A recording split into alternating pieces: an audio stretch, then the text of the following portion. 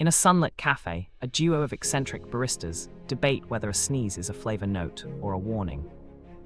A jittery customer orders something mysterious, prompting the baristas to improvise a ridiculous menu item inspired by weather. Their conversations spiral into punny exchanges as the order evolves into a tiny slapstick showdown over who gets to ring the bell. Just when chaos peaks, a piping hot pie reveals itself as the accidental centerpiece, sending everyone into delighted chaos. In the end, they realize laughter fixes the day faster than any recipe and patrons leave smiling.